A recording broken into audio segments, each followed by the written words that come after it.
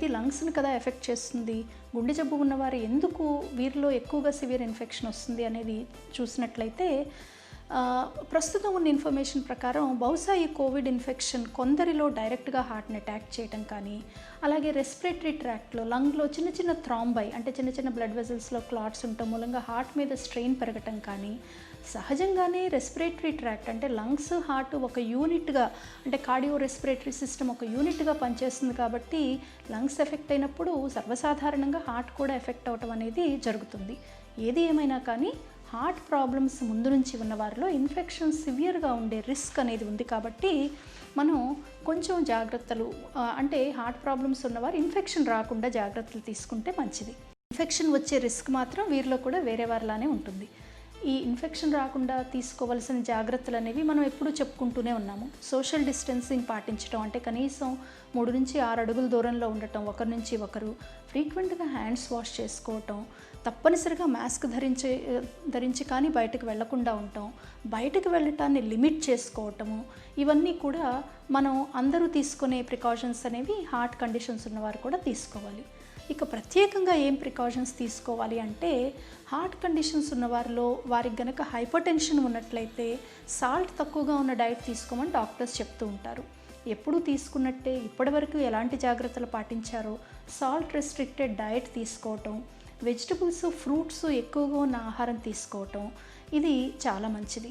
అలాగే heart condition ఉన్నవారు diabetes కూడా ఉన్నట్లయితే బ్లడ్ షుగర్స్ని చక్కగా కంట్రోల్లో ఉంచుకోవటం అంటే ఇంతకుముందు కనుక మీరు గ్లూకోమీటర్తో వారానికి ఒకసారి చెక్ చేసుకుంటే బహుశా వారానికి 2 సార్లు చెక్ చేసుకోవాల్సి రావచ్చు.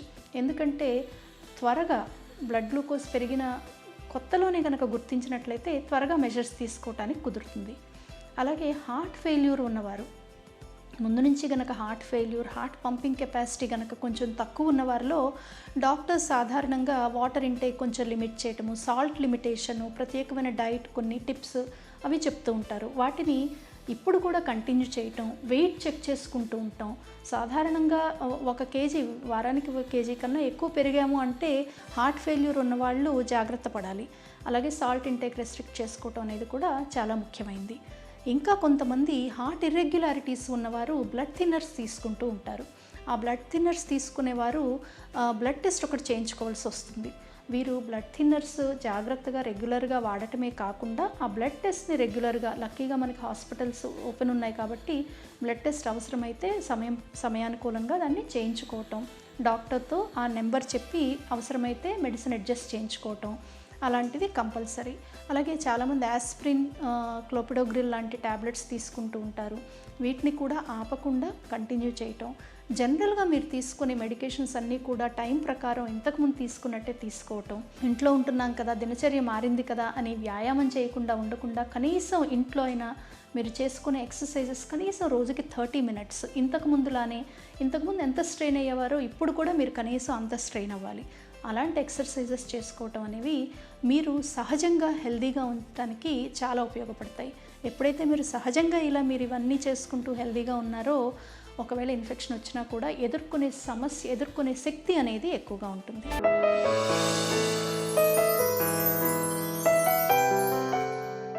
ఈ కరోనా వైరస్ ఎయిర్ ద్వారా స్ప్రెడ్ అవుతుందా లేదా అనేది ఒక పెద్ద చర్చ. దీని గురించి కరెక్ట్ ఎవిడెన్స్ ఇంకా నిర్ధారించలేదు. But corona virus droplet infection ద్వారా స్ప్రెడ్ అవుతుందని క్లియర్ ఎవిడెన్స్ ఉంది. దీంట్లో ఏ మాత్రము డౌట్ లేదు.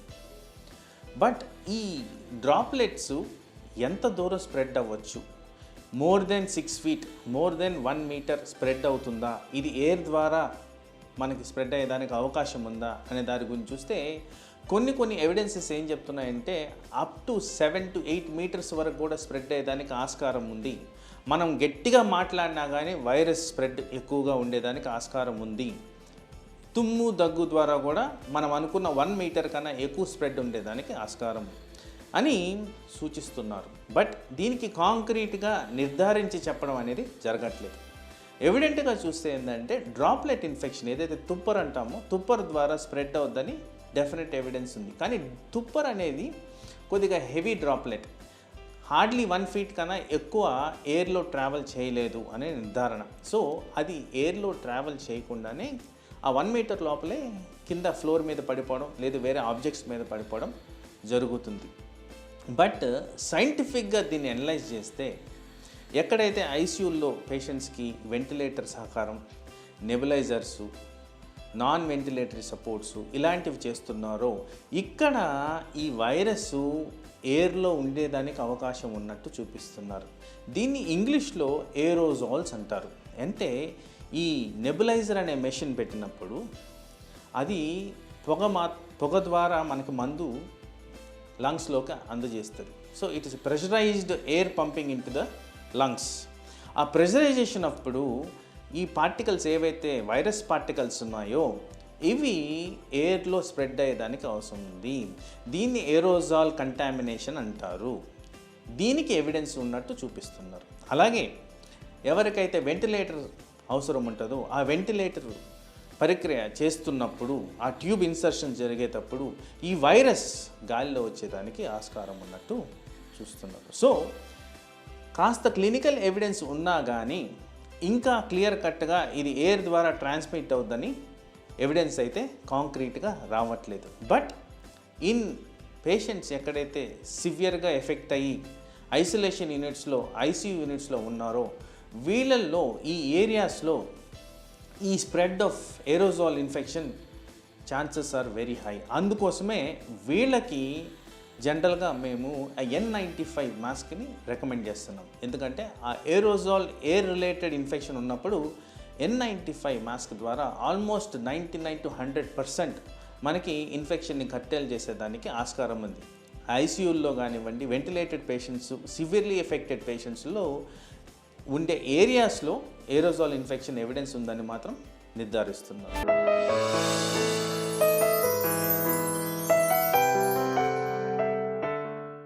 మొదలు మనం అర్థం చేసుకోవాల్సింది ఏంటంటే ఏదన్నా జబ్బు, ఏదన్నా జ్వరం యొక్క తీవ్రత అనేది 3 విషయాలపై ఆధారపడి ఉంటుంది. ఒకటి ఆ వైరస్ కానీ బ్యాక్టీరియా కానీ దాని గుణం, దాని స్వభావం ఒకటి. రెండవది ప్రతి మనిషి ఆ వైరస్ పట్ల ఎలా స్పందిస్తున్నాడు అనేటువంటి ఫ్యాక్టర్. దీన్ని మనం పోస్ట్ రెస్పాన్స్ అంటాం. మూడోది వాతావరణం. ఈ 3 అంశాల వలన ఏ ఇన్ఫెక్షన్లో కానివ్వండి, ఇప్పుడు ఫర్ ఎగ్జాంపుల్ మనం కోవిడ్ కనుక తీసుకుంటే కోవిడ్లో మనం ఒక కంప్లీట్ స్పెక్ట్రమ్ని చూస్తున్నాం. అంటే కొంతమందిలో ఇన్ఫెక్షన్ వచ్చినా వాళ్ళకి ఎటువంటి సిమ్టమ్స్ లేకుండా ఉంటున్నటువంటి వాళ్ళు 5% దాకా ఉంటున్నారు. 75% దాకా చాలా మైల్డ్ సిమ్టమ్స్ తోటి 1 లేదా 2 రోజుల పాటు తేలికపాటి జ్వరము, జలుబు, దగ్గు, గొంతు నొప్పి, ఒళ్ళు నొప్పులు, నీరసము, నిస్సత్తువ, 2-3 విరోచనాలు, ఇంతే సిమ్టమ్స్తో ఆగిపోతున్నాయి. వెరస్ కొంతమందిలో మాత్రం ఒక 20% మందిలో అంతకంటే ఎక్కువగా ఆయాసం కానివ్వండి ఇలాంటి సిమ్టమ్స్ చూస్తున్నాం. 5% మందిలో వెంటిలేటరీ సపోర్టు, ఐసీయూలో ఉంచటము, ఈ అవసరం దాకా రావటం, ప్రాణాంతకంగా ఉండటం, ఇది జనరల్గా మనం చూస్తూ వస్తున్నాం ప్రపంచం అంతటా కూడా. మన దగ్గర కూడా ఇంకా ఇంతకంటే కూడా ఏసిమ్టమాటిక్ కేసెస్ ఎక్కువగా ఉండటం, క్రిటికల్ కేసెస్, పర్సనాలిటీ అంటే మార్టాలిటీ రేట్ అనేది మన దగ్గర అప్రాక్సిమేట్లీ అరౌండ్ 3% కంటే తక్కువగా ఉంటుంది మన దగ్గర. సో ప్రపంచవ్యాప్తంగా కన్నా కూడా మన దగ్గర మార్టాలిటీ రేట్ తక్కువగా ఉంటుంది. సో ఈ వ్యత్యాసం ఎందుకు ఉంటుంది? ఎందుకు కొంతమందిలో ఎటువంటి సిమ్టమ్సే రావట్లేదు, ఎందుకు కొంతమందిలో మైల్డ్గా ఉంటున్నాయి, కొంతమందిలో ఎందుకు సివియర్గా ఉంటుంది అనే విషయంపై అధ్యయనం జరుగుతున్నాయి. ఇదే సందర్భంలో మనం మిగతా అసలు ఇప్పటిదాకా మనకు తెలిసినటువంటి రిస్క్ ఫ్యాక్టర్స్ గురించి కూడా ఒకసారి మనం అవగాహన పెంచుకోవాల్సిన అవసరం అంతే.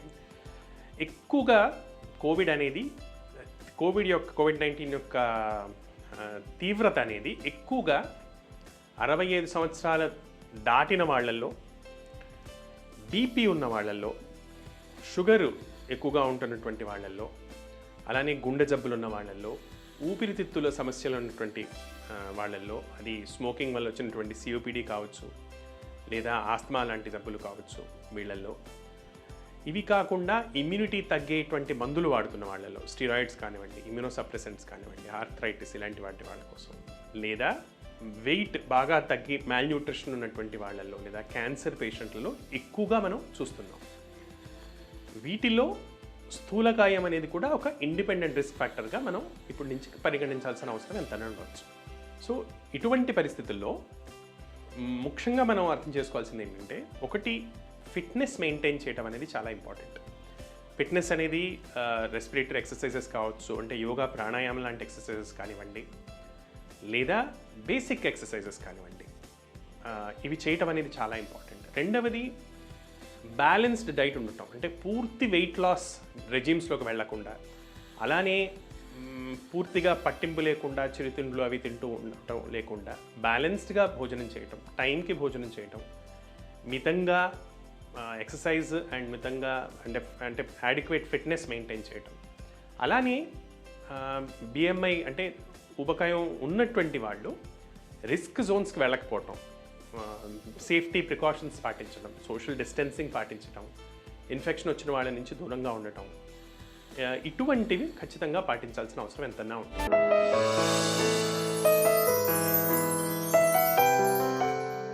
ఈ వైరస్ ఒకరి నుంచి ఒకరికి సంక్రమించేది కాబట్టి అవతల వ్యక్తి దగ్గినప్పుడు తుమ్మినప్పుడు ఆ తుంపర్లలో ఈ క్రిములు బయట ఉండి కొద్దిసేపు అట్మాస్ఫియర్లో ఉండిపోయి చుట్టుపక్కల ఏవైతే బల్లలు కావచ్చు, చైర్లు కావచ్చు, వాళ్ళు దగ్గినప్పుడు చేయి అడ్డు పెట్టుకున్నప్పుడు చేతిలో కావచ్చు, లేదంటే కర్చీఫ్ అడ్డు పెట్టుకుంటే కర్చీఫ్లో కానీ ఆ వైరస్ కణాలు చాలా రోజులు గంటలు ఉండిపోతాయి అన్నమాట. సో ఎవరైతే ఇలా తెలియక చేయి అడ్డం పెట్టుకొని దగ్గారో వాళ్ళు ఏదన్నా ప్రదేశాన్ని ముట్టినప్పుడు, లేదంటే డోర్స్ తీసేటప్పుడు హ్యాండిల్స్ని వాడినప్పుడు, ఏదైనా పరికరాలను పట్టుకున్నప్పుడు అక్కడ ఆ వైరస్ క్రిములు ఉండిపోతాయి. కాబట్టి నెక్స్ట్ ఎవరైతే అదే సర్ఫేసెస్ని ముట్టుతారో వాళ్ళకి తెలియకుండానే వాళ్ళ చేతులకి ఈ వైరస్లు అంటుకొని, సాధారణంగా మనం మొహం, కళ్ళు, ముక్కు తుడుచుకుంటూ ఉంటాం కదా, అలానే ఈజీగా మళ్ళీ అవతల వ్యక్తికి వెళ్ళిపోతాయి. ఈ వైరస్ ఇన్ఫెక్షన్తో ఉన్న ముఖ్యమైన ప్రాబ్లం ఏంటంటే వైరస్ వ్యాధిగ్రస్తులకు కూడా చాలామంది ఏసిమ్టమాటిక్ ఉంటారు. అంటే వాళ్ళ శరీరంలో వైరస్ ఉన్నప్పటికీ వాళ్ళకి ఏ రకమైన సిమ్టమ్స్ ఉండవు కాబట్టి వాళ్ళు మిగతా వారితో సొసైటీలో అన్ని రకాలుగాను కలిసిపోయి ఉంటారనమాట. సో వాళ్ళ నుంచి మిగతా వారికి స్ప్రెడ్ అయ్యే ఛాన్స్ ఎక్కువ ఉంటుంది. అందుకనే మనం ఈ ఫిజికల్ డిస్టెన్స్ గురించి మాట్లాడుకోవడం, ఫ్రీక్వెంట్గా హ్యాండ్ హైజీన్, వీలైనంత వరకు సోప్ వాటర్తో కానీ లేదంటే 70% ఆల్కహాల్తో చేతుల్ని నీట్గా కడుక్కోవడం, శానిటైజ్ చేసుకోవడం, కాఫ్ ఎటిక్విటీ, దగ్గినప్పుడు తుమ్మినప్పుడు ఇలా చెయ్యి అడ్డం పెట్టుకొని దగ్గడం, తుమ్మడం, కంపల్సరీగా మాస్క్ ధరించడం. ఆ మాస్క్ ప్రతి ఒక్కరు N95 ధరించాలని అవసరం లేదు. 3 లేయర్డ్ సర్జికల్ మాస్క్ కానీ లేదంటే థిక్గా ఉన్న ఈ కర్చీఫ్ కూడా సరిపోద్ది అనమాట. పెట్టుకున్నప్పుడు ఏ సిమ్టమాటిక్ వ్యక్తి దగ్గినప్పుడు మిగతా వారికి ఆ కణాలు వైరస్ క్రిములు వెళ్ళే సంక్రమించే ఛాన్సెస్ తగ్గిపోతాయి. అలా కాకుండా చుట్టుపక్కల ఉన్నవారు అందరూ కానీ మాస్కులు కానీ ధరిస్తే ఒకరి నుంచి ఒకరికి సంక్రమించే కెపాసిటీ ఏదైతే ఉంటుందో వైరస్ చాలా వరకు తగ్గిపోతుంది అనమాట. ఈ రకంగా మనం ఫిజికల్ డిస్టెన్స్ మెయింటైన్ చేస్తూ ఫ్రీక్వెంట్గా హ్యాండ్స్ శానిటైజ్ చేసుకోవడం, డోర్ నాబ్స్ ఇంటి దగ్గర కూడా ఏవైతే ఉంటాయో ఎక్కువ ఎవరైతే టచ్ చేస్తుంటారో వాటిని శానిటైజ్ చేసుకోవడం, 70% ఆల్కహాల్తో, తప్పనిసరిగా ముక్కుకి మాస్క్ ధరించడం, సరైన పోషకమైన ఆహారం తీసుకోవడం, ముఖ్యంగా హై ప్రోటీన్స్ ఉండేవి తీసుకోవడము, మనకి ఏవైతే ఫ్రూట్స్ చాలా వరకు యాంటీ ఆక్సిడెంట్స్ ఉంటాయి ఆ ఫ్రూట్స్ని తీసుకోవడం, సిట్రస్ ఫ్రూట్స్ కావచ్చు. చాలామంది ఏంటంటే ఈ న్యాచురల్ యాంటీబయాటిక్స్ లాగా ఏవైతే మనకి ముందు నుంచి అవైలబుల్ ఉన్నాయో, పసుపు, ఇటువంటివి కొన్నిటిని ఆ పాలల్లో కలుపుకొని తాగడం, గోరువెచ్చని నీళ్ళు తాగడం, ఏదైనా తినేది తాగే ఆహారం వేడివేడిగా ఉండేటట్టు చూసుకోవడం, ఈ జాగ్రత్తలు కానీ పాటిస్తే ఈ వైరస్ బారిన పడకుండా, ఈ కోవిడ్-19 వ్యాధిగ్రస్తులు కాకుండా మనల్ని మనం ఈజీగా కాపాడుకోవచ్చు.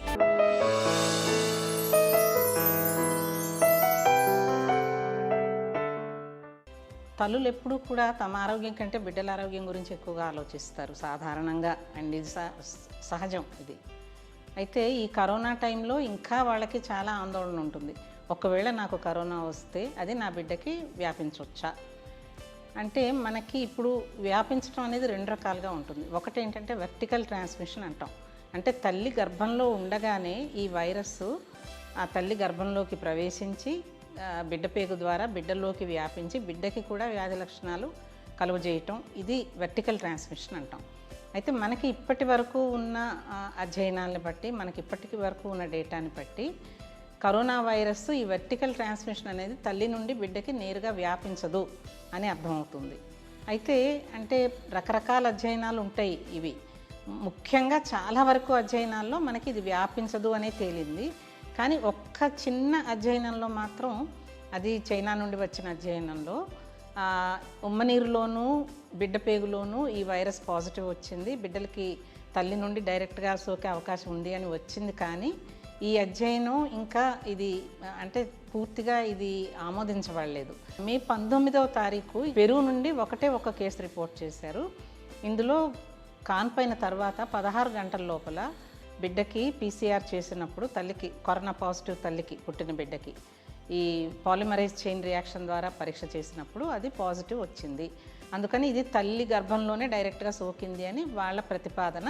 ఇది కూడా ఇంకా అంగీకరించడం అనేది జరగలేదు. మనకి ఇంకా ఎక్కువగా డేటా అవసరం ఉంటుంది ఇది తెలియటానికి. అయితే రెండవది, బిడ్డకి కాన్పు జరిగే సమయంలో కానీ కాన్పైన వెంటనే కానీ మిగతా వాళ్ళకి మామూలుగా ఏ రకంగా అయితే డ్రాప్లెట్ ఇన్ఫెక్షన్ ద్వారా, తుంపర్ల ద్వారా, దగ్గటం ద్వారా, మాట్లాడడం ద్వారా, తుమ్మటం ద్వారా ఎలా వస్తుందో అదే రకంగా బిడ్డకి తల్లి పాలిచ్చేటప్పుడు ఆ తుంపర్ల ద్వారానే, ఆ ఎయిర్జాల్ ఇన్ఫెక్షన్ ద్వారానే రావటం అనేది రెండోది. సాధారణంగా జరిగేది ఇది. ఒకవేళ తల్లులు కనుక సరైన జాగ్రత్తలు తీసుకోకపోతే బిడ్డని హ్యాండిల్ చేసేటప్పుడు ఈ వ్యాధి డైరెక్ట్గా తల్లి నుండి బిడ్డకు వ్యాపించడం అనేది జరగవచ్చు. ఆ పాసిబిలిటీ ఉంది.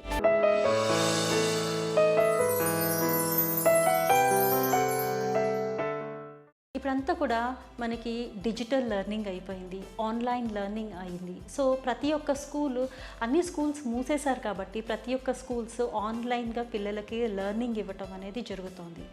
సో ఇప్పుడు మనం ఏం చేయాల్సి ఉంటుంది అంటే పేరెంట్స్ అందరు కూడా పిల్లల వాళ్ళ యాక్టివిటీస్ తెలుసుకోవడం కోసం కానీ, ఎలాంటివి వాళ్ళ స్కెడ్యూల్ తెలుసుకోవడం కానీ, పిల్లల గురించి వాళ్ళు ఏం చదువుకోవాలి ఆర్ ఎనీ యాక్టివిటీస్ ప్లాన్ చేసుకోవడం కానీ, ఇవన్నీ కూడా రెగ్యులర్గా టీచర్స్తో కానీ ఆర్ ఎవరైతే కన్సర్న్డ్ అథారిటీ ఉంటారో వాళ్ళతో టచ్లో ఉన్నప్పుడు ప్రాపర్గా గైడెన్స్ అనేది పేరెంట్స్కి దొరుకుతుంది. అలాగే చిల్డ్రన్కి కొంతవరకు సపోర్ట్ చేసిన వాళ్ళు కూడా అవుతారు. అదే కాకుండా పేరెంట్స్ ప్రతి ఒక్క స్కూల్కి కొన్ని కమ్యూనిటీస్ ఉంటాయి, ఫోరమ్స్ ఉంటాయి, పేరెంట్స్ గ్రూప్స్ ఉంటాయి. ఇలాంటి గ్రూప్స్లో కూడా కమ్యూనికేట్ చేస్తూ పిల్లల లెర్నింగ్ని ఎంతో వరకు మనము ఇంప్రూవ్ చేసే అవకాశం ఉంటుంది. సో ఎంత ఎక్కువగా మనము ఇలాంటి కమ్యూనిటీస్లో ఇంటరాక్ట్ అవుతూ రైట్ హెల్ప్ తీసుకోగలుగుతామో మనం అదే రకంగా పిల్లలకు కూడా మనం హెల్ప్ చేస్తూ వాళ్ళ లెర్నింగ్లో వాళ్ళకి ఆ ఫ్లెక్సిబుల్ లెర్నింగ్ అనేది, అలాగే ఈ చేంజ్కి అడాప్ట్ అవ్వటము పిల్లలకి చాలా కష్టం. సో అందుకని పేరెంట్స్ ఎక్కడికక్కడ టీచర్స్తో ఇంటరాక్ట్ అవుతూ, వేరే పేరెంట్స్తో గ్రూప్లో కూడా ఇంటరాక్ట్ అవుతూ పిల్లలకి ఎప్పుడైతే కొంతవరకు తోడ్పడతారో వాళ్ళకి మనోధైర్యం అనేది పెరుగుతుంది. లెర్నింగ్ సెషన్స్ మీరు ప్లాన్ చేసేటప్పుడు initially you have to plan. Suppose మీకు ఒక 30 minutes ఆర్ 45 minutes మీరు ఇవాళ మీ పిల్లాడిని చదివించాలి అని అనుకున్నారు. So start with 10 minutes. అంటే గ్రాడ్యువల్లీగా మీ లెర్నింగ్ సెషన్స్ని ఎలా మీరు పొడిగించాలంటే మీరు ఒక గోల్ తీసుకొని ఆ గోల్ 30 minutes అయినప్పుడు ఒక 10 minutes, 15 minutes మీరు దానికి స్పెండ్ చేయాల్సిన అవసరం ఉంటుంది.